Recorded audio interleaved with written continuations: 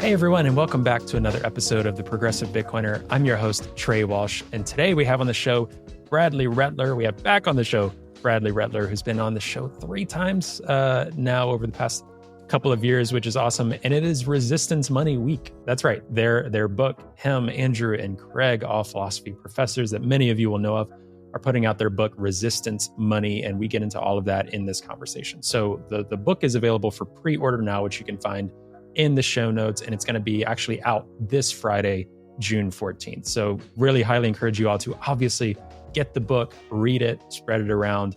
This conversation, we talk on some of the points from the book about how Bitcoin is resistance money and is a philosophical review and understanding of Bitcoin. So it's for academics, it's for Bitcoiners, it's for everyone. It's a really accessible book.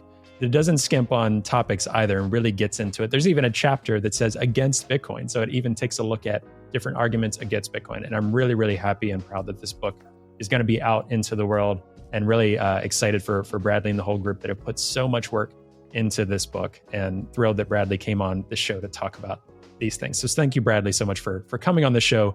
As always, we get into the book, we talk some politics, we talk Trump's campaign, we talk a lot of things that you all won't want to miss in this conversation. So definitely check out the book, like I said, in the show notes, and get your copy today, pre-order, so that you can read it. You know, I think maybe for most of you, it might be delivered early next week, and then you can listen back to this conversation as well and pick out some themes that we were picking up on. So before we get to the conversation, I'll also mention our 2 sponsors. You can reach out to them to get discounts on their awesome products. So Saz Mining, for 100% renewable Bitcoin mining, you can get $50 off the purchase of a Bitcoin miner.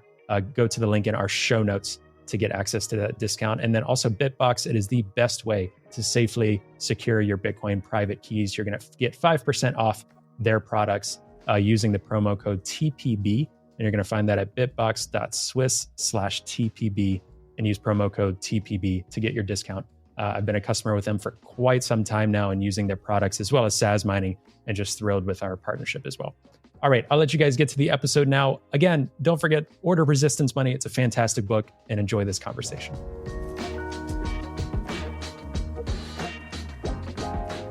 Bradley, welcome back to the Progressive Bitcoiner. How are you? Thank you. I'm doing well. Good to be back. Thanks for having me on again.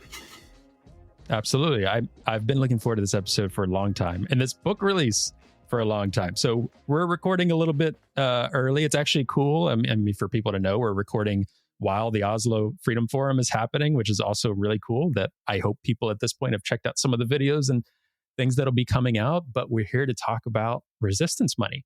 And the book, you know, at the time of this recording, it'll be out this week. So people hear it in the intro, they hear it throughout the episode. Please go out and pre-order that. In the show notes, you'll be able to find that link. But we're going to be talking about that. And first of all, I just want to say congrats to you, Andrew and Craig, on this book release, on all of the time and effort that went into this, which I know only a tiny glimpse, but I can't imagine all of that. You know, you all are full-time professors as well. You're you know, traveling the world doing other speaking engagements. So this was a huge project. I think it's a huge win for Bitcoin, for academia, for books that are out there. So I just want to say thank you for writing this, putting the time into it, and putting it out there.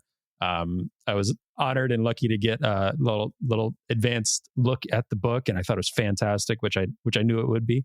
But just want to put out there, just thank you for writing this book. I'm sure you must be thrilled at this point. Well, you're welcome. But yes, we are. It's took many, many, many years and many rounds of trying to get a book contract and revisions and things like that. So it's going to be kind of a relief for it. We've been talking about it and trying to hype it up for so long that it almost feels surreal that it's actually going to be out within a very short amount of time. Yeah, and I think people are going to love it. It is, gosh, I don't know how to describe it other than I think if people know you all well, it feels like a book from you all. It feels like a book from philosophers. It asks the hard and tricky questions, but it does it concisely. Like the book is, I can check again, what, maybe like 220 pages. It's not a very lengthy text or anything like that. It does a great job of asking tough questions, of getting into tough questions with Bitcoin. You've got a whole section on against Bitcoin, which I think is really cool. A whole chapter devoted to arguments and things against Bitcoin. But I guess where I'll start with, the book and thinking through this, you've alluded to it, but for you all, I think the audience would really appreciate understanding, how did you come to the point of wanting to put out a book like this, wanting to make sure that it was also academically rigorous? And this isn't to necessarily put down other texts that are written in Bitcoin, but I think you all wanted to really make sure it's very academically rigorous, something that would kind of stand up if you were presenting it as a dissertation, as a thesis. I can imagine, your philosophy colleagues across the disciplinary fields looking to attack Bitcoin or a book, right? I think you all thought a lot about this. So I'm curious how you got to the point where we're like, we're going to write a book. We're going to do this, and this is how we're going to do it. Yeah, the initial start of just wanting to do sort of philosophical work on Bitcoin was in 2019 when Craig and I were at a conference, and he was already working on metaphysics of Bitcoin. And so we started talking, and we looped Andrew in, and we had a Gmail chat going on. And the first task was to write some articles about it and just see like what was there. And the deeper we got into it, doing research just on Bitcoin and on the history of Bitcoin, and then sort of in economics and the philosophical issues that we thought were relevant to money in general and Bitcoin more specifically, the more we realized how much there was there, way more than we had initially thought. And in fact, that most of it wasn't in metaphysics, even though Craig had this like 40-page metaphysics paper already written about what exactly Bitcoin is. Most of the things that we were coming up with were things in ethics and moral theory about privacy and censorship resistance and inclusion and values and flourishing and that sort of thing. So we wrote the articles kind of as a test to see how we'd work together and how much we could get out of it. And we were supposed to write a 10,000 word article, and it ended up being 40,000 words. So we cut that down to 20,000 and did these companion articles, and they had to be on cryptocurrency rather than Bitcoin. But as we were working on them, I think we pretty quickly realized we should save a lot of these scraps that we're cutting because we have to turn this into a book. And then the reason that it's written the way it is because that's what we're good at. And we feel like people have their own distinctive gifts and things that they can bring to their communities. And our gifts to the Bitcoin community is a philosophical exploration, and our gift to the philosophy community is to help them understand what Bitcoin is beyond the sort of headlines that they see about Bitcoin mining and energy use and Ponzi schemes and things like that. So we're trying to really reach two audiences, at least with this, and maybe three, in that I think the overlap of the Bitcoin and philosophy community, the way that we had to write it to talk to both of those communities, also means that it's the kind of book that you should be able to give someone who has only heard the word Bitcoin and has no idea what Bitcoin is. And they can start from ground zero and build an understanding not only of what Bitcoin is, but then how to evaluate whether it's good or not, and then start to do that evaluation themselves. Yeah, I definitely feel the ethics and morality. Obviously, I think the title is brilliant. You all, especially Andrew, have been using resistance money for quite some time. So it's not necessarily new in terms of the writings that you've done and the way that people have talked about it. But in terms of the book and the title, obviously brilliant on that front. But it also is really almost a moral and ethical case for Bitcoin. I think what I found a lot in just kind of reading it, and the common narrative for me, and it's kind of broken into chapters, and you can almost read it as essays. I think Gladstein has kind of done this similarly for different humanitarian cases and human rights cases, which you all interweave some of those into the book as well. I think it's a case of what Bitcoin can do for humans and humanity, and the good that it can do. And I wanted to read the opening couple of sentences from the book, if that's okay. And it's floated around already a little bit, but obviously the opening line: Bitcoin is for criminals. Love it. Love it. Bitcoin is for criminals. It's a tool for terrorists, drug dealers, and hackers, and a plaything for degenerate speculators. Bitcoin is for protesters. It's a tool for Alexei Navalny and other Russian descendants. It's for Roya Mabub and women under patriarchal rule. It's for underbanked Black Americans, North Korea and Ukrainian refugees, Venezuelan farmers suffering under hyperinflation, and whistleblowers like Julian Assange and Edward Snowden. Bitcoin is resistance money. And also, I'll add, I think this was the end section of the intro. In this book, we explain what Bitcoin is and why we think you'd rather live in a world with it rather than without, which I also thought was brilliant because Bitcoin is an opt-in system. It is a tool that people can use. This is one of my biggest arguments for folks in the US that if you don't want to use it or don't find use in it for your life, fine. But we're talking about, we believe it is better, the world will be better if it exists rather than not. I think that's a very cool framing for Bitcoin, the thing, the tool, the money, the phenomenon. So in terms of that being the first few sentences of the book, how intentional was that? Were you all like, okay, we need to craft this hook in the intro right away? Was it kind of you had the essays going and then you came back to that? How did that work? Just crafting, all right, we're going to lay out what this book is and what our intention is, which is pretty clear. You're saying it's for criminals and it's for use cases. Also, we think the world would be better with it than without, and we're going to tell you why. Like, how did that framing for the book come about? As you mentioned you had so many essays that you're compiling and so many different thoughts, but that's a pretty great, just from writing and me being an amateur writer, I'm like, damn, that's good. That is a good few sentences right there. Well, thank you. We got together in Wyoming, Andrew, Craig, and I, for 2 weeks in summer of 2022 to get started on drafts of each of the chapters. So each day we would write on a different chapter and try to get 1,000 to 1,500 words done. So I can't remember exactly who wrote that sentence, and I can't remember if it was always first. But I do know that at a certain point we had this decision to make. Some people really liked it. Some of the early readers of the book really liked that sentence first, and some of them really hated it. And some of them just wanted to warn us about the potential consequences. Like, you're going to have this is what someone said, you're going to have Elizabeth Warren bring this book onto the floor of the Senate and say, look, even these 3 pro-Bitcoin professors concede that Bitcoin is for criminals. That's the first sentence of their book. And then someone else said, well, that'd be great if someone's bringing your book onto the floor of the Senate. It's going to be great for sales and for getting the message out.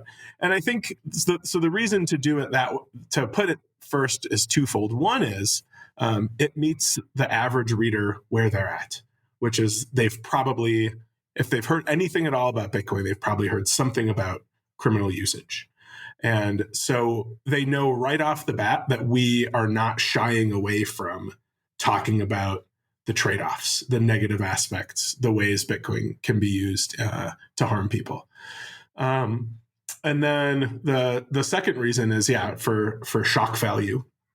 The third reason is that it pairs nicely with the last sentence. So we had Bitcoin is for criminals as the first sentence for over a year now.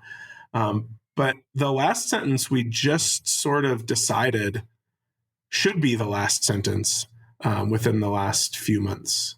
And we were rewriting the final chapter. How do we like bring this all together and get people to see it? And we decided we really need to end with stories because the most important thing in the book is viewing Bitcoin through this kind of neutral, global, unbiased lens by thinking that you could be anyone in the world. And how does anyone else in the world interact with Bitcoin? We need to tell some stories about how people do that.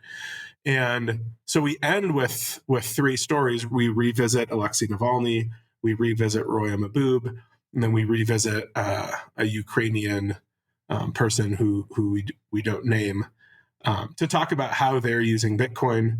And then the final sentence is Bitcoin is for anyone. And from that, it follows that Bitcoin is for criminals. So we start with Bitcoin is for criminals, and then you see that that's because Bitcoin is for anyone. And there's no way of making something that's for anyone that rules out criminals. And so if you want it to be a tool for protesters and dissidents, it has to also be able to be a tool for criminals. That's just kind of the nature of this kind of freedom technology, is that there's no way to help the people you need to help without also allowing these kind of negative uses. But we think the goods far outweigh the negatives. Yeah, and I appreciate that honest approach. I think there are many people that care about something, anything, and it just happens to be Bitcoin in this case, that might feel like we need to not be as out front about that. We need to only talk about these good things, shy away from the possible negative use cases, and then but being out front about this is a global neutral technology. This is, you make very many similarities and talk about the digital cash aspect that Satoshi envisioned, and that we think I think Bitcoin's main use case is a medium of exchange and should be. And how do we preserve that? How do we preserve privacy? All these things. Criminals can use cash. So why also wouldn't they use Bitcoin? We're not saying, I don't want to speak for you, but it wouldn't be like saying, we really hope these criminals, these Russian oligarchs, whatever, use Bitcoin. We really, really want them to use Bitcoin. We want North Korea to use Bitcoin. We really want, no, that we're acknowledging that for anyone to use it, also people that would be labeled criminals by Russia, by North Korea, descendants that we would support, we progressives, we Americans, whoever in the West, human rights activists, they're going to be labeled criminals. So Bitcoin is for them, and they're criminals in their context, right? And Bitcoin will be for criminals that you think are criminals in whatever context. It has to be open. It has to be permissionless. I love that you all were honest about that, because I think we need better critiques of Bitcoin, right? And I'm hoping that we get to the stage where we can then talk about critiques of Bitcoin. But first, we got to get through the misinformation, which, this book does a lot of that as well, it was just really cool to see. And I think too, because so many people come into this, and my hope is, just like you had said, like some people have already heard and seen that Bitcoin has been used by criminals. I do think we can acknowledge that most people are going out of their way to read a Bitcoin book, because that's the first case, right? Like, who's going to go out of their way to do that? Hopefully more and more over the years, they're going to already hear that and know that. So just acknowledging that, right? And if Elizabeth Warren wants to get up and say it, I think that's brilliant. I really like whoever said that. That's great in terms of like, hey, that's good. It's going to put more, more people are going to hear about it and know about it. That's really cool. Yeah. Shout out to Jerry Brito of Coin Center, who was the one who said that would be a dream come true. Elizabeth Warren bringing it. Oh, good. Okay. Yeah. That speaks volumes that he said that too, knowing what, the reality of it. Cool. We had a question from Brian on X that I'll actually get out of the way now, because it's kind of talking about the framing of the book. An initial thought of when you, either people in the field of philosophy or other academics, or that you anticipate once this book comes out for those that haven't read it, how might you think academics would approach this book and the text? And what is your hope in terms of academics approaching this, or even citing it or citing your sources in the future? I think plenty of academics will cite the book. I will be interested to see how many philosophers end up citing the book. I expect that a lot of people who are working in climate science and energy and economics and things like that will cite the book. As to philosophy, there has been a turn recently from sort of pure philosophy to more practical and applied social kinds of philosophy. Philosophers for a long time had kind of just talked to each other and were pretty comfortable in their place inside universities. And there's been a trend recently in trying to do more things that other people can understand, right? We get all this training, we go to all this school. We think that we're figuring things out about how the world works, but we never learned how to communicate them to people who don't also have 10 years of schooling in this one hyper specialized area. And I think a lot of philosophers are realizing that's a problem. And philosophy departments nationwide and maybe even worldwide are being shut down because they're not getting enough students, because high school students don't take philosophy and often don't even really know what it is. And that's our fault as philosophers. We've done a poor job of communicating our ideas and the value of the discipline to other people. So one of the ways that we can do more of that is to write books that are philosophy, but that are well written and that normal people can understand.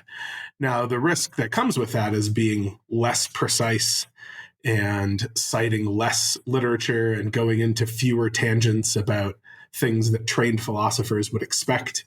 And so we do some of that in the middle. And sometimes it even feels like, we wrestled on a few of them, feeling like maybe we're going too far out of our way to appease our imagined philosophical audience.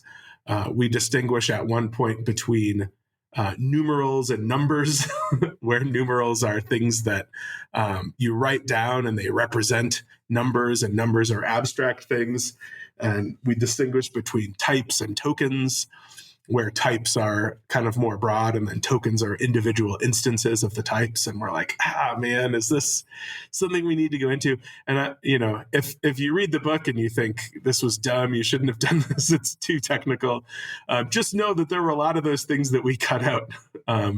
But a few that we left in because we thought they made important points and they're useful distinctions to have. And if a few people can use them in the future in other areas, then we feel like it's nice to give that kind of framework. So that being said, philosophers who are writing on privacy hopefully will, consider this. Philosophers who are writing about financial inclusion hopefully will include this. Philosophers who are writing on social metaphysics or social epistemology or social ethics more generally, hopefully will be able to read and understand and cite the book.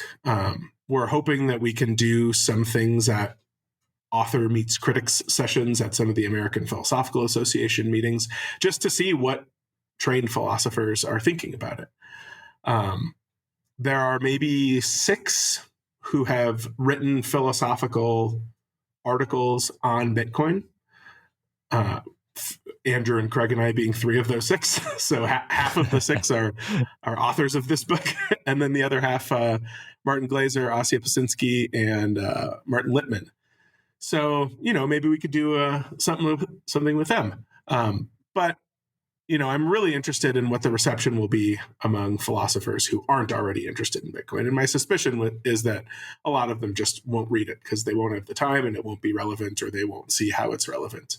And so we tried to gear it more towards people who are already interested in Bitcoin and people who are not trained philosophers. Yeah, that makes a lot of sense. And I think, gosh, anybody would be here for the to have some of those roundtables, panels. That would be interesting. I think to your point on the numbers, I believe it was probably that was early on in the book when you're trying to define what Bitcoin is. I think that made sense in terms of, and again, a bit of a I don't want to say clickbaity. That's not what I intended. I just kind of a capture moment of like, I think you always use the term of like Bitcoin is imaginary. Bitcoin is made up, but so are numbers. And so I get why you kind of had to go into that. Again, getting out in the open to address like, is Bitcoin a Ponzi scheme? What is it backed by? This and that, and just be like, let's just cut to the chase. It's not backed by things in the way that you think of it, right? And I think, and again, you're writing a philosophical case for Bitcoin. So in my mind, it made sense that I could tell there were probably certain points where I could see the 3 of you being like, well, we would typically do this for every other chapter as well. So I could see that probably took a lot of patience and self-restraint to not do that, which, yeah, made it probably a bit shorter as well. But before we leave the actual framing of the book, because people will probably be like, why are you on and on about this? I think it's because I'm feeling what I hope years later will play out as the magnitude of having this be a very legitimate, being specific about the publisher, the academic rigor to bring it to that next stage. Because I think people can talk about the cycles of Bitcoin. I think there's also, even outside of the 4-year cycles and the issuance and the halvings, talking about the cycles of, you got political cycles, you have the ETF coming into play, and we're in this big Wall Street cycle now. I think it's time for that kind of academic renaissance to bring it into, the academic rigor, the, schooling, the universities, but also into Main Street, how people talk about ethics and morality of Bitcoin and how Bitcoin is a good thing, not just Bitcoin is this Wall Street thing. I'd really be interested to see, can we start talking about how Bitcoin is this good thing, Bitcoin is this humanitarian thing, all of this. What was the process like, or I guess what is the magnitude? Because I'm not very well versed in this in terms of publishing, like who you all used as a publisher, how you actually got the book printed. It wasn't a self-print. It wasn't through Bitcoin Magazine. And again, this is no disrespect to Bitcoin Magazine or self-printing, just saying you were very intentional about having it be these academic, big publishers and things like that. What was that like, and how intentional was that publisher process? Because I don't know myself. Yeah, it was very intentional. We, in fact, wrote the proposal for the book and shopped it around before writing the book. Standardly, if it's your first academic book, you usually have to write a whole manuscript and then start trying to get it published. But we were worried that it wouldn't get published if we spent all that time doing it. And we wanted to write something academic rather than self-published for a couple of reasons. One is just perceived legitimacy of coming from an academic publisher. If you have two books with exactly the same content, but one of them has this imprint of a well-known academic press or even non-academic press, that lends it more legitimacy in the eyes of people who read newspapers and people who, have respect for traditional institutions. And so even if the content is exactly the same and the people are exactly the same, there's this added bit. And then also, and here's a really important one, is we wanted it to show up in libraries.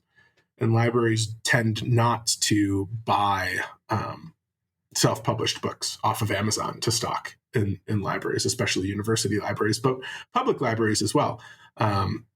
So as soon as it's published, I'm going to bring a copy into my local library and see what the process is of trying to get it in there. Can I just give them one, or do they have to buy it? And hopefully get some lessons for how to do that in other places. But just a traditional publisher can open a lot of these doors that self-publishing can't. So self-publishing makes a lot of sense for people who have a built-in audience already that are eager for the book and can use that audience itself and their own platforms to market the book. And so by no means is it the right way to go for everyone to try to get a traditional publisher, especially an academic publisher. But we felt like for our project, we have relatively small Twitter audiences, so it's not like we're going to sell a ton of it by ourselves. And then what can we do for Bitcoin? We have connections to this academic world, and so it's important, we thought, to bring Bitcoin more into that.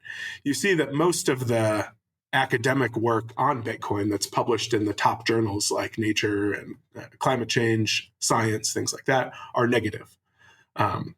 And the pro-Bitcoin articles that tend to get put out tend to be in really low-ranked, even some predatory journals that charge you a lot of money to publish in them. And so we thought we could stake out a place for pro-Bitcoin work in a top 5 philosophy publisher, and that might make it easier for other positive pro-Bitcoin academic work to get published as well. We're working on a few things that I can't announce yet to try to take the next step in Bitcoin's academic footprint. We think that a lot of the mainstream news coverage of Bitcoin is influenced by what they see in the headlines, or at least the titles of the papers that are published in academic journals. And a lot of what reporters' methods are for disseminating information is to read these academic works and then translate them to the public. And so what we need to do is have top tier academic work being done on Bitcoin.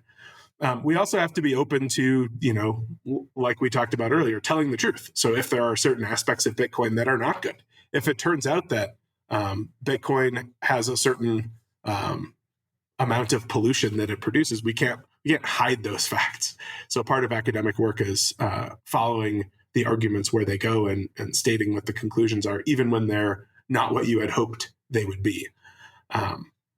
But, from all the research we've done so far, we think that Bitcoin is overall good for the world. We think it has some negative trade-offs, but they're outweighed by the positives. And so that's what we do in the book, and hopefully other people who are more trained in some of these other areas. For example, the work that Margot is doing with the data that Bitcoin miners have given her is, I think, really important and absolutely not something that Andrew or Craig or I could do. We just don't have the quantitative skills that Margot has.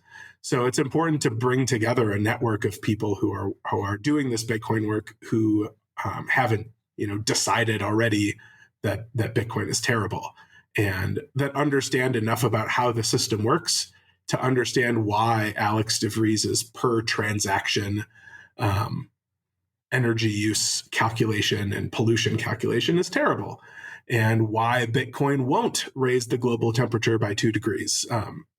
People are doing academic work on Bitcoin who don't know that there's a difficulty adjustment, who don't know that blocks have to happen every 10 minutes on average, but think that as more mining comes on, they'll happen faster and faster. And it's shoddy research, and it doesn't have to be done, and it can be better, and we can help make it better. And so that's part of our goal in writing the book, and that's part of our goal in this next step that we're going to try to take this summer. Hi, everyone. Hope you're enjoying the episode. Today's episode is brought to you by Bitbox. Now, Bitbox is a hardware wallet that's open source, incredibly secure and easy to use, and it's what I'm using to safely secure my Bitcoin in cold storage. Now, I know self-custodying Bitcoin can really be intimidating, but Bitbox is designed for ease of use without compromising on security. It's USB-C compatible and allows you to easily back up and restore your private keys with a micro SD card, which is really cool. Now, you can purchase the Bitbox using the promo code TPB at the link found in the show notes for 5% off your purchase. And I really want to thank Bitbox for their support of the podcast. All right, I'll let you get back to the episode now. Yeah, it's really nice that there's more resources now, I think, for those types of people. When I first came into Bitcoin in early 2021, there were some articles here and there. I think late 2021, there started to be, I think Margot and Troy became a lot more vocal, probably early 2022, in terms of environmental narratives. There were some positive, like Bitcoin mining is good for the environment. In Bitcoin Magazine, there were a few paragraphs that said how renewables could expand these kind of hypothetical things. They're kind of like, okay, if you were already pro Bitcoin, you're like, see, look. But then this past year and a half, since 2022, we're seeing all of these new data and getting more data and things needed. So it's really nice, folks that even find themselves coming in, so to speak, now to look more into Bitcoin.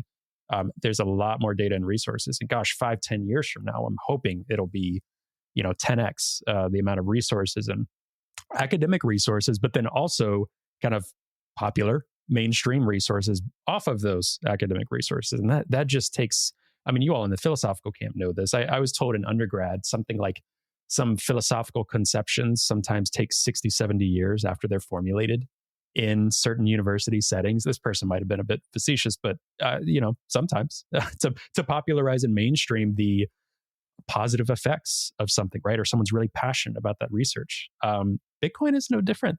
I've said this many times. It is 15 years old, so we have to have a bit of patience and having people be willing to dig in for the long haul. This is really needed, and what you all are doing is great. Mentioning Margot for sure. Just doing that grunt work of just data scraping for years to put out one piece, right? And then going from there. It's a lot of hard work. That it's different than tweeting. It's different than putting out a tweet, or it's legit stuff that we have to support. Yeah, the New York Times and the Economist and the Washington Post and all these outlets are not looking at Bitcoiners' Twitter accounts and long tweet threads, regardless of how well researched they are and how much data backs them up and how good the arguments are. They're just not looking there for the narrative to tell the people. So the next step from doing all this excellent research and data gathering and work and things like that is to get it published in the best possible peer-reviewed academic journal you can. Peer review is sort of the stamp of approval that the methods are good and the data looks right and the conclusions are validly derived from the data using the methods. And so that's, I think, the next step for people like Margot and Daniel Batten and other people working in climate, but not just the climate stuff, all over.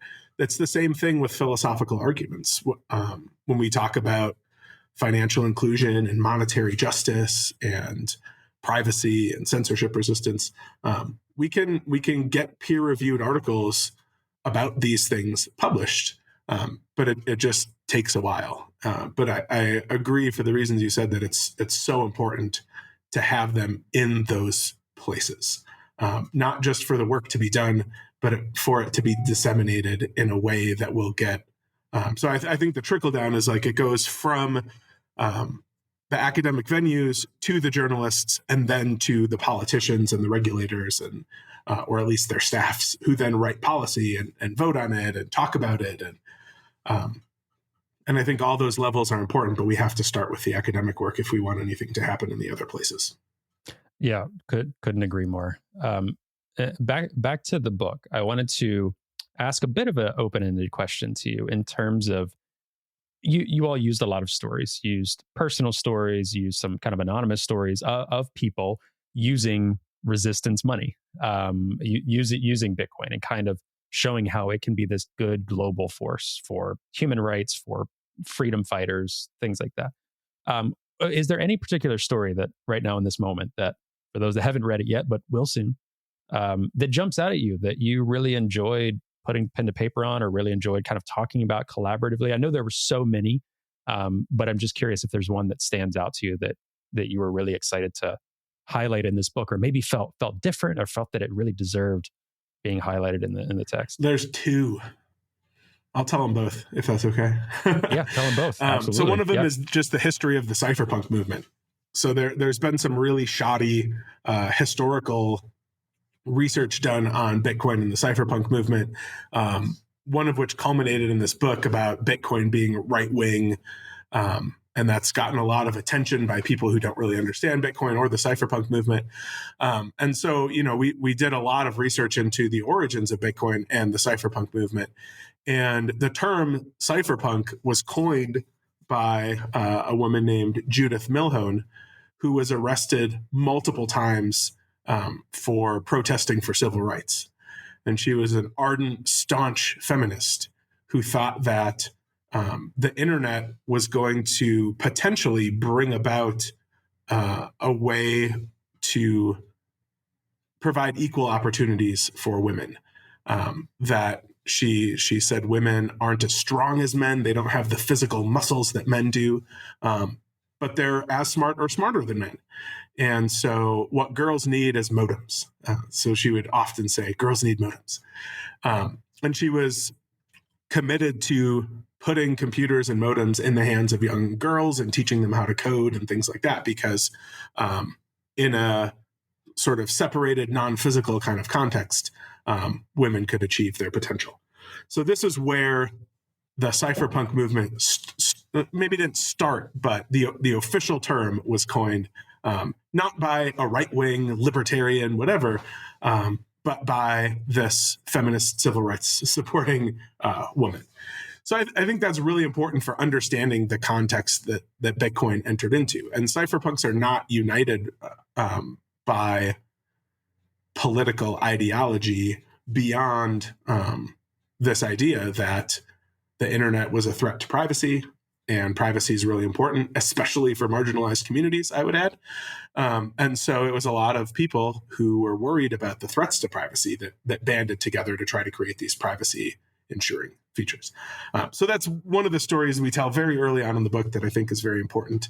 And then the other one was kind of one of the stories that brought all three of us into Bitcoin. And that was the story of Roya Mahboub, who's talked at a bunch of Bitcoin policy summits and been on various different podcasts.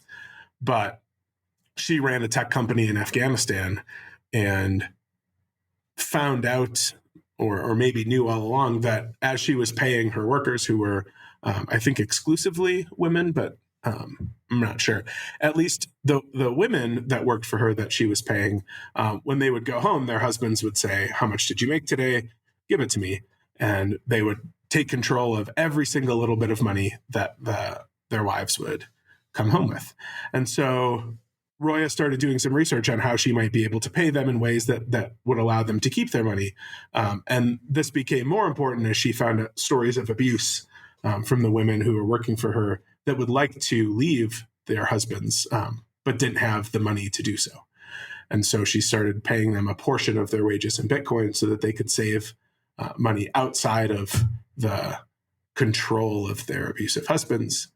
And some of them ended up saving enough to leave and make a better life for themselves. And that's the sort of thing that Bitcoin can do. And it doesn't have to be in Afghanistan. It can be anywhere where people aren't allowed to save for themselves and are being controlled by their partners.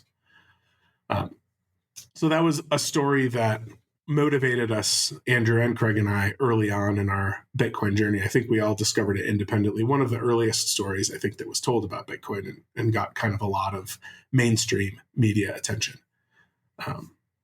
But I really like it. It says a lot about Roya, I think, and it also says a lot about the power of Bitcoin to lift up people who are being oppressed. Yeah, completely. That was one of the earliest stories I heard as well, coming in terms of these use cases that really kind of hooked me to be not only, have some or think about, I got some student loan debt and this and that, but be like, oh wow, I want to do something in this. Is very cool. This is very cool and aligns with my values and aligns with my hope that we can empower more people around the world. And so, yeah, this is what you guys use a lot of stories, but one quote that I actually jotted down as well in terms of the cypherpunk is right leaning, or a lot of other things that you and I could talk about forever with, and maybe I'll ask a couple of pointed questions around the hijacking of terms like freedom or privacy or freedom fighters, all of these things that I get really personally frustrated that folks, progressives or the left, will hear something like that and be triggered if I say it, or say like, oh, that's a right wing term or this and that. Like it's no, let's take it out of that context. But one quote from the book was saying, Bitcoin is neither anarchic nor conservative nor libertarian. By design, Bitcoin is anti-authoritarian. It would be true even if, contrary to the fact, all the cypherpunks were on the hard political right. And I think that's one point to make, because a lot of people, whether it's in the community, whether it's outside of Bitcoin, yes, Bitcoin is open source software. It is this ledger. There are a million different ways you could describe it depending on your focus and use case of Bitcoin. It's open source software. So there's a lot of different things and arguments to be had, which are very interesting. But I think one, in terms of the philosophical underpinning or the community or what we might align ourselves with, again, my opinion here, I would say that whether you're on the political left or the political right, Bitcoin is empowering, and it is anti-authoritarian. There are authoritarians currently in the political right and the political left in the US. There are authoritarians in many different forms, and corporations that have outsized power that a lot of progressives like to focus on, and connections with judges and governments and all of these things. So I like to think about Bitcoin, and you all have helped frame this for me in terms of seeing it as resistance money and anti-authoritarian. And I would say that is, again, just repeating myself, you can be authoritarian left, you can be authoritarian right, individuals. But I'd like to say, I'm curious your thoughts. If someone considers themselves a Bitcoiner, is into Bitcoin, there's kind of an anti-authoritarian bent to it and an empowerment for all. And of course, many individuals can believe different things. But for me, that is a unifying thing within Bitcoin, and then hearkening back to a unifying thing for cypherpunks. That's what I gathered from that statement as well. Yeah, I think that's exactly right. And that's how we meant it to be understood, and that's how we believe that it works. Authoritarians want ever increasing amounts of control. And what they do with that control might be different across the political spectrum. But what they want to do is take control away from individuals and consolidate it in entities of which they themselves are a part. And by doing without people who make the money, people who manage the money, mediators, Bitcoin removes authorities. And by having this public ledger system that's pseudonymous, Bitcoin makes it harder for people with power to know things about you and get involved in your financial activities. And so it makes it harder for authoritarians to exert the kind of control because there are certain kinds of information that authoritarians need to have if they're to enact their policies and if they're to take power. So we think that Bitcoin is a crucial step in bringing cash-like features to the internet in ways that make it so that huge multinational corporations, conglomerates, etc., and governments and people within those governments who want to consolidate power in themselves, it makes it harder for them to do that. And you can want that regardless of where on the political spectrum you are. And I think the easiest way to see it is just to imagine different countries with different governments, but people in those governments who want more power and control.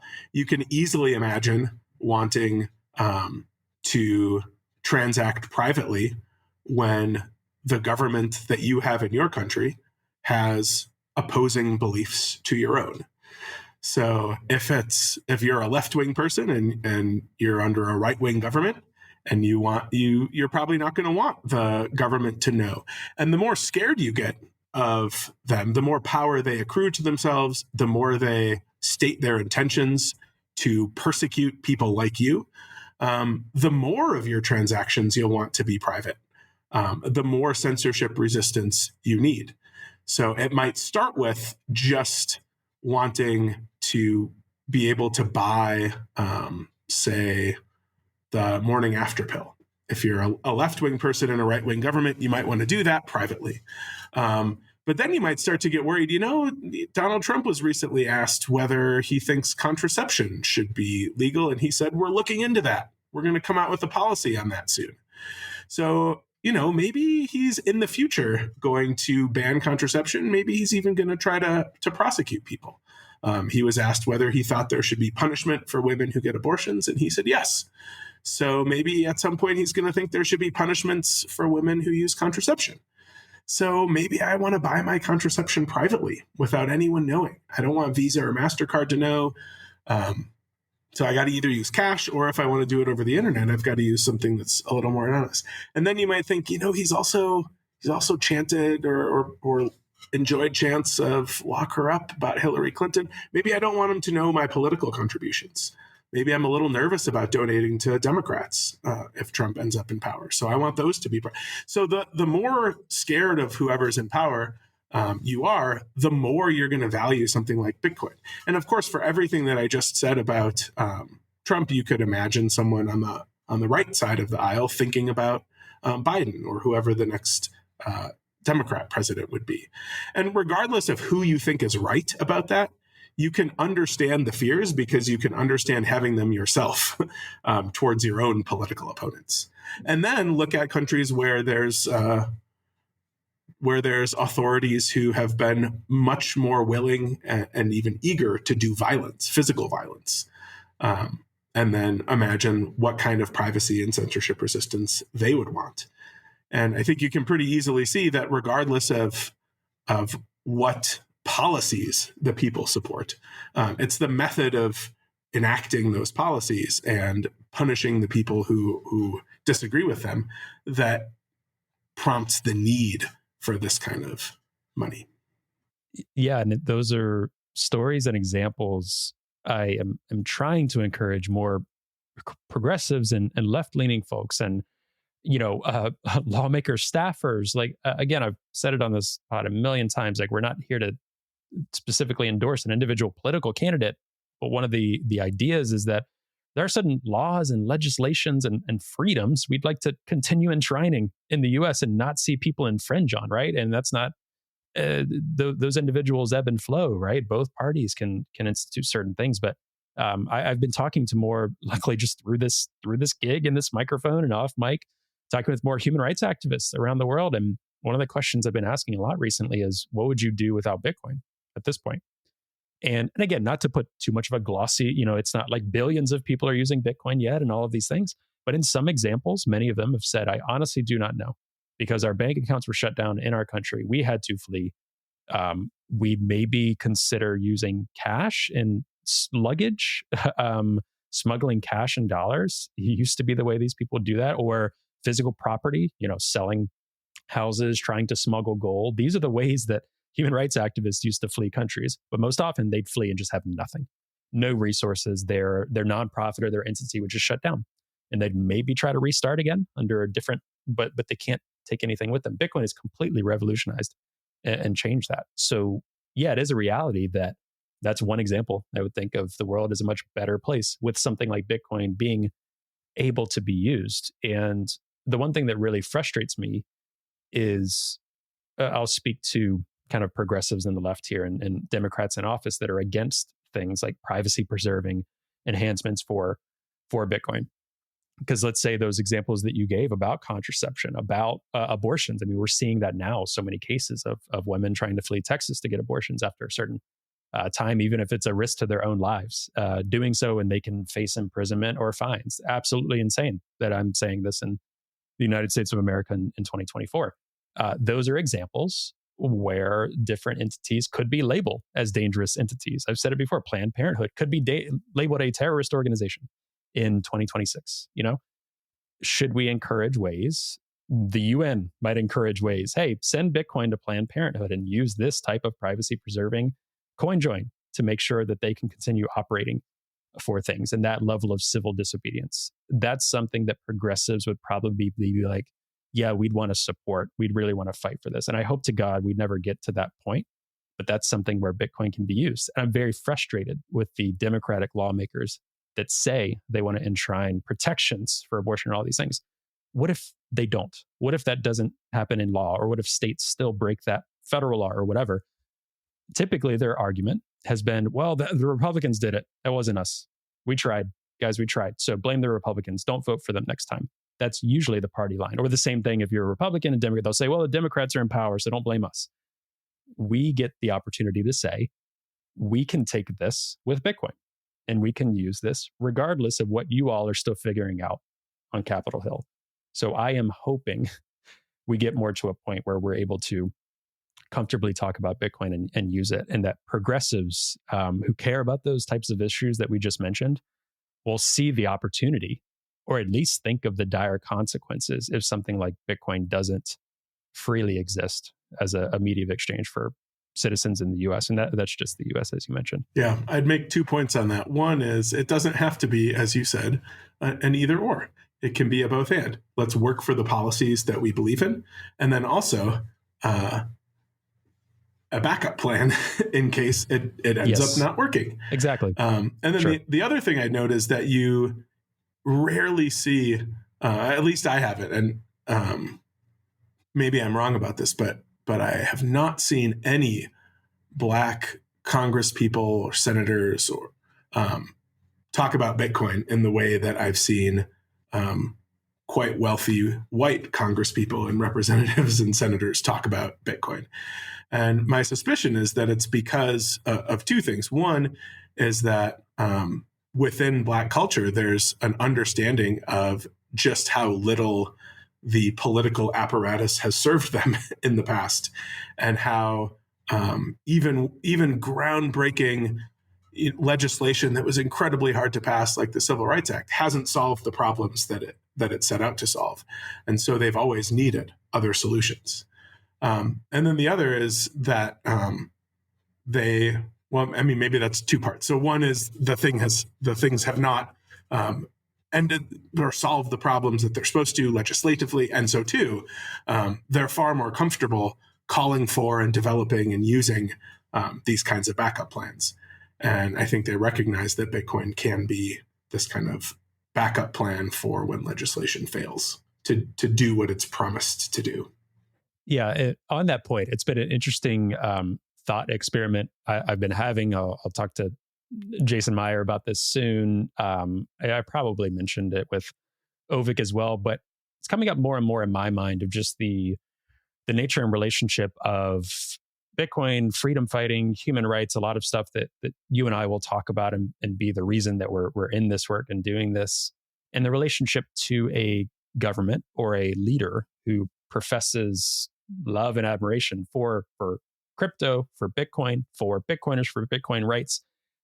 And how for myself, as someone who is always a bit skeptical, I was kind of taught and trained by some Brandeis late 60s Vietnam protesters, brilliant sociology professors I had. So there's always just a bit of like, oh, the leader or this government official, regardless of party, guys, right? Like if Joe Biden was saying this or Trump is saying this now, it just always makes me feel a little weird because we're like, this is resistance money. This is money for the people. This is the people's movement. And again, I will say that policies and laws enshrining rights are different than a leader professing admiration for something. I view those things differently. But how do you look at government officials? And again, it doesn't have to be individuals, but we obviously see this with Nayib Bukele in El Salvador. Very different situations to Trump saying it in the US or other leaders around the world. It can be someone that you politically align with, someone that you don't. How do you feel about this as we're entering into this era where more political leaders are using it on campaign speeches, but a government official talking about Bitcoin? Some people will say, well, Bitcoin's going to eat and consume the world, and that is a good thing. We will be a leader on XYZ. We will be a leader on Bitcoin. And then there's me still just wrestling with like, do I want a government that is a bit more adversarial to Bitcoin? Because at least we're keeping it as the people's money. That's what I'm wrestling with quite a bit. But I don't want to say that. And then that's still like a net negative for people being able to easily develop on Bitcoin. I don't want developers going to prison, use Bitcoin in private ways or self-custody, all of these things. I'd love to hear your thoughts on it. I've been thinking about it a lot these past couple of months. There are so many aspects to that question. So on the one way to think about it is the way that Alex Gladstein has talked about it, where Bitcoin, he says, is a Trojan horse for freedom. So people in power look to Bitcoin, they see massive gains, they see number go up, and they think, I can make money with this. And so they accept it, embrace it, support it, etc. And maybe number does go up, maybe they do make more money, but also they've then brought into their country or their sphere of influence resistance money. And that's great for the people who need to use it to resist. So that's one way of thinking about the good of politicians embracing Bitcoin. I guess the way I sort of think about it is that I judge the embrace of Bitcoin in light of other things that I know about the person.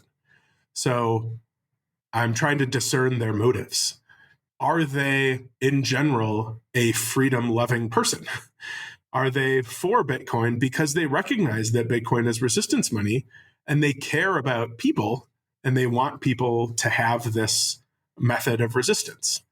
Do they care about Bitcoin because or are they pro Bitcoin because they care about their constituents and they want their constituents to be able to invest in this thing as a way of, hedging against inflation, but not needing to have a account with a brokerage or be an accredited investor or something like that. That's sort of where I think that my Senator Cynthia Lummis is.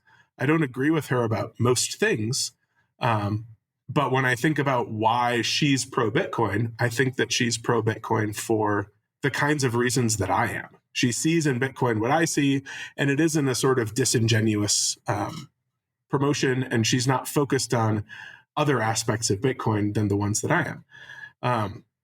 But then others, I think, okay, they're promoting Bitcoin because they know that Bitcoin is primarily held by young people and primarily held by people who are members of historically marginalized communities.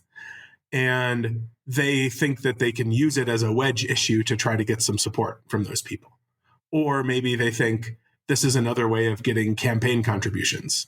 If I come out and if I accept these, maybe I won't get that much, but it doesn't hurt me politically and I can get slightly more money this way. For people like that, I think that tells us nothing about how they're going to treat Bitcoin if they end up actually getting power. It's a very small part of the calculation, and they clearly don't have the kinds of values that I see Bitcoin as enshrining. And so I feel like this is where I come down on it in the end is I'm skeptical of politicians who I think embrace and use Bitcoin for cynical or political reasons. And I like politicians who embrace and or use or support or whatever Bitcoin for what I think are good reasons. Maybe I'm still too skeptical looking into the future. A healthy skepticism of the road ahead. I would never try to talk you out of that. Yeah, no. Right. Or any Bitcoiners, obviously. And maybe one day we can stop talking about these things as much. But I think it's just at the cycle it's in. I've said this before too. We talk about even the name of the show is a specific reason at this cycle, but 5-10 years down the road, it probably wouldn't even make sense. Hopefully, ideally, that Bitcoin is the money, the thing, the open source protocol, right? It is not this movement, but speaking to those people. Just the cycle we find ourselves in. And just before we were jumping on, we were talking about how funny and kind of crazy it is. I think a lot of people are feeling this way. And if people said, "Oh, I knew this," I think they're lying. I don't know if they knew to this extent. Bitcoin and crypto, but I'm hearing both. It's not just crypto anymore. I'm hearing, yes, still a lot of crypto and comparing the two, but also separate Bitcoin things coming out in campaigns. Obviously, Trump making this a campaign point and seeing, again, in my opinion, a certain amount of voters that he could capture with that, or maybe capture voters that were already going to vote for him but are more enthusiastic and will now donate more to his campaign. I'll ask it here since it was off air, but what has been your thought there and the anticipation of, wow, it's going to come up in debates. I think it's going to be very interesting in this presidential election.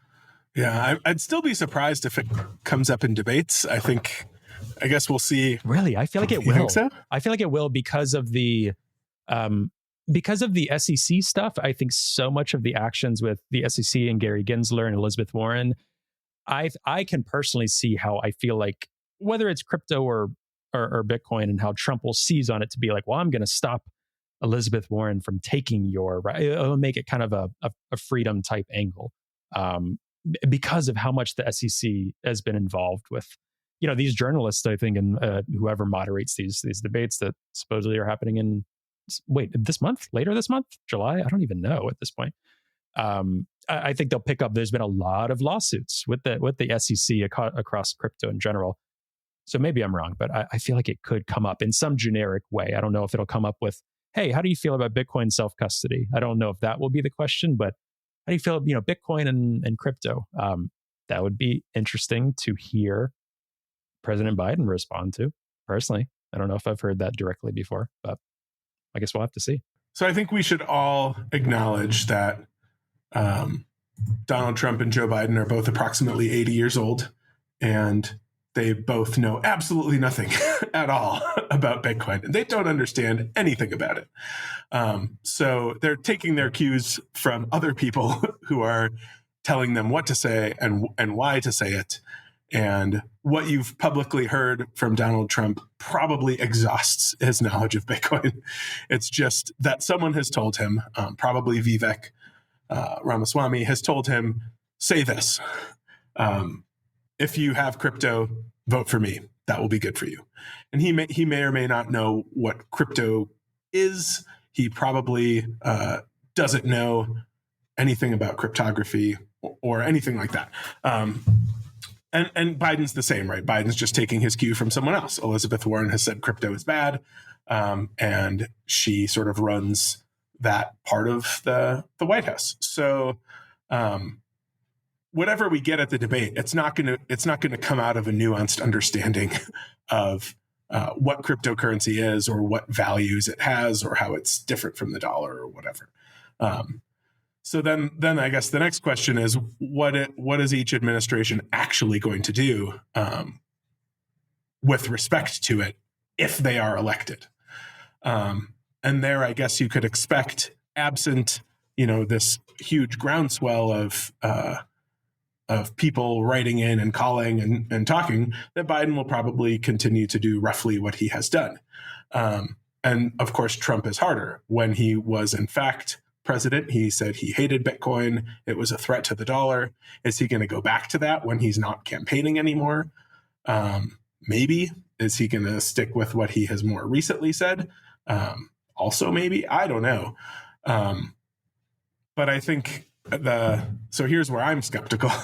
I'm skeptical that his recent comments about Bitcoin mean anything at all other than give me Bitcoin. Give me some of your Bitcoin. Yeah, it'll be very unpredictable. I'm sure a lot what we're saying now, August, September comes, we're like, wow, XYZ is happening. What's going on? So it'll be a lot to keep up with. But the reason I asked too is it is on a lot of folks' minds. I think myself with this platform talking more on the podcast. One thing I'd like to put out to typical Democrat and progressive voters more and more is that not necessarily for the politicians, but for the people who then speak to the politicians or say, hey, politician XYZ, I've actually been looking into Bitcoin and I see how it can be really good for like marginalized communities and really, you don't have to be this like wealthy billionaire to access it. It's really good in terms of you guys talk a lot in the book about limits and access on banking in general and great resources. And, people that have been in Bitcoin for a while understand the arguments around banking the unbanked, but you all put some great statistics in there. My hope is that we can speak to more of those typical voters, the 50 to 55% of the US population that has at some point over the past decade voted blue in one way or another in their local community or in presidential elections, things like that. Speak to them to articulate that, hey, these things can be good for your communities. This form of resistance money in this way is really good. And I wanted to make sure to ask you this one question as well, because I think it's really important to the type of Bitcoin use UI and so many others would want to see is the concept of privacy. And my fear that progressives used to be really on the same page about privacy around the Patriot Act and really resistant to that as a Republican administration was putting forth crazy surveillance things that we still see to this day. But today, a lot of them are kind of net neutral or sometimes imposing, restrictions or overreach on privacy, especially with financial transactions. So what is a way to articulate to folks on the political left that our audience members or people that are stumbling in that, when we hear about privacy on Bitcoin or wanting private payments, this isn't necessarily for criminal acts or because privacy is bad, because I think progressives focus a lot on corporations and corporate power, which is definitely real and good, and we should be skeptical of this. So privacy, not only from corporations, but also of governments for all the reasons that you mentioned earlier. So what is a way to talk to progressive voters about this as they look to some of the admin or Elizabeth Warren wanting to take away that ability for us to transact privately, or some people saying that coin joins and other services that would make Bitcoin more private? How can we talk to folks about that? Because I think that's one thing I want to try to have us do more and more is talking to these folks about how important privacy is, and that it's not just this, oh, you need privacy because you're going to do something bad, or it's not this right-wing talking point. I think that's one thing that I feel is getting captured, and I'm like, no, it really shouldn't. I agree that it shouldn't. I think there are a few ways to talk about it. One is historical. We have always acknowledged the importance of cash, and we have never thought that every cash transaction should involve the reading of the serial numbers of the bills and the registering of those bills to a particular person to follow how they've been spent.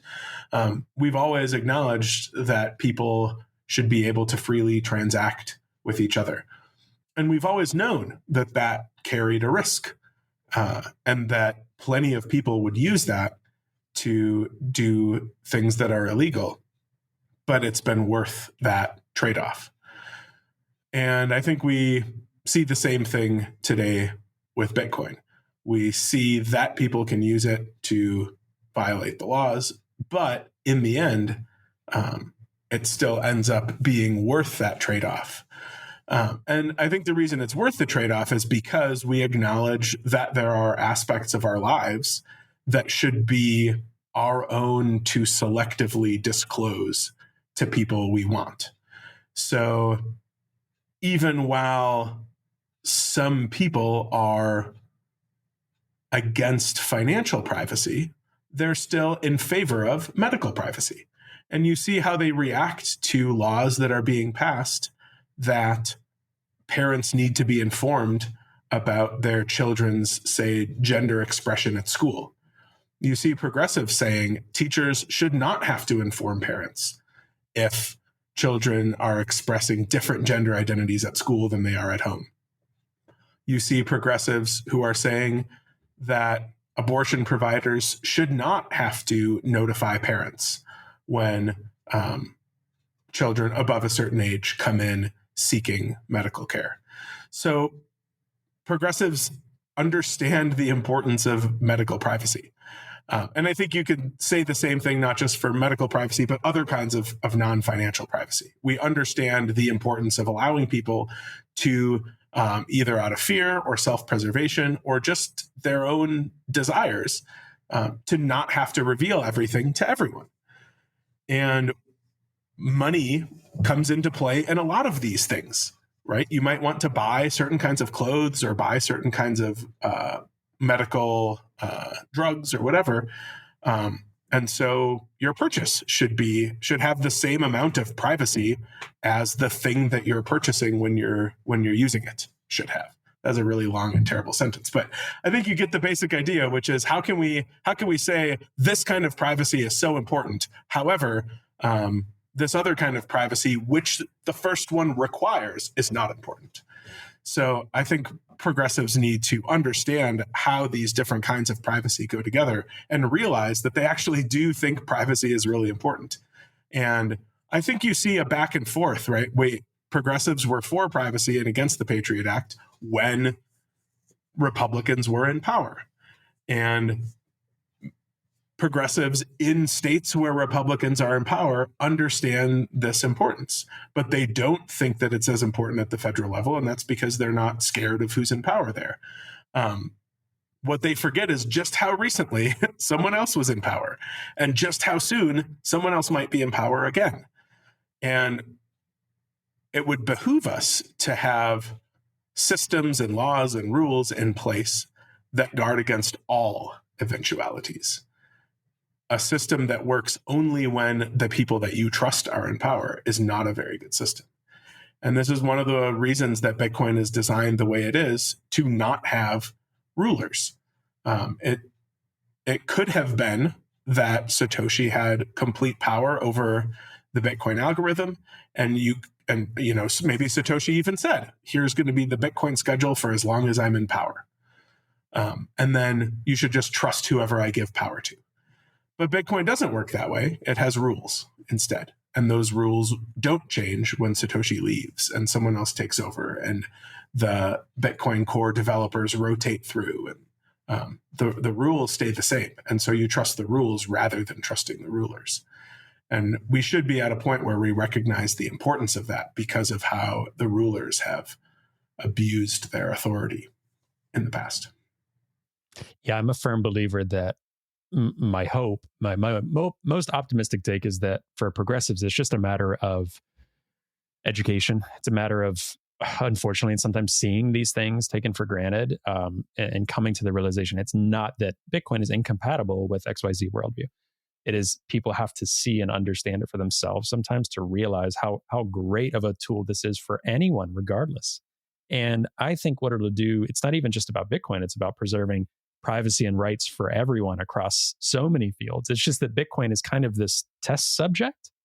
Because for me, I'm like, okay, if they're coming after self-custody of Bitcoin in XYZ way, this is a different constitutional focus and it would affect a lot of other things, right? So I think Bitcoin is this test subject right now that I'm a firm believer, just putting out more resources and materials and having people see how Bitcoin is resistance money in those moments. And yes, also, you can have it in your ETF. All of these other great things, if they want to focus on that, it is a real reason to be optimistic. But Bradley, I think that is like your last statement was a great one to end on. But I want to make sure, if there's anything else you wanted to say about the book, what people can expect from it, who should read the book, obviously everyone, but what can people expect outside of the little bit of snippets we gave in this conversation, what to expect in the book? The book starts by giving a history of Bitcoin coming out of the cypherpunk movement, then explaining what it is, comparing and contrasting it with the dollar and other cryptocurrencies. That's like the first 3 chapters.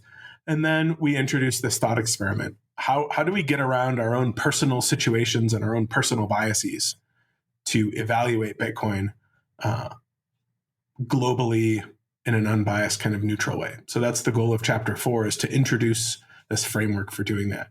And then we look at privacy, censorship resistance, financial inclusion, and energy use and security.